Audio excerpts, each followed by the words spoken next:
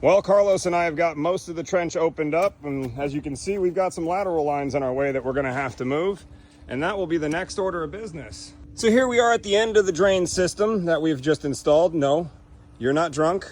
That pipe is definitely crooked, and that's okay.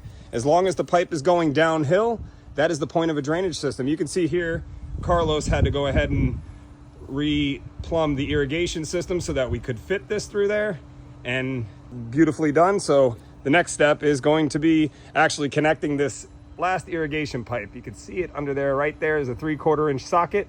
It needs to get connected to this 3/4 inch pipe right here. So that's actually the next order of business. Oh, got ahead of myself. We're going to test this system right now. We've got the hose set up here. I know you can't see it, but there's actually a channel drain that travels down this grout line right here, and it's connected to our drainage system. And you can see the water's running through here, and it's running all the way out. Watch me fall into this trench. All the way out. And go ahead and take my phone and show the audience that it's coming out. And not only is it coming out, but it's being drained into some rocks right below it so that it acts like a little French drain.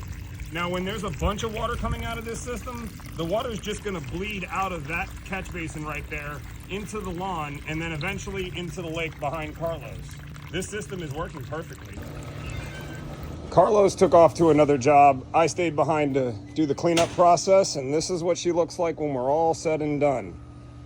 The problem was that this whole area was getting flooded up. The customer had blocks here to block the water and try to keep it on their property. As you can see, this property is much higher than this one. Might be easier to see here. It's almost on a hill over there. So all that water over there is just making it onto here and flooding out this whole kitchen area on our customer's property. So by installing the catch basin here, we're going to catch the water that's going to come out of that downspout here, and then it's going to come out of the ground over there where you see the other catch basin. Yes, I don't use pop-up emitters. I choose to use catch basins. The water is going to bleed up out of that catch basin and go right into that lake right there. That is downhill, as you can see. So that's the finished product. We also have it connected to this downspout here and to the channel drain. Like I mentioned earlier, you can actually see the little lines in there where the channel drain is. I don't know whose idea it was to put the channel drain under the crack here. I wouldn't have done that, but I guess they wanted to hide it, so that's where it's at. And we connected it to the drainage system here. I didn't get that on video, but it's that fitting that you saw at the beginning of the video.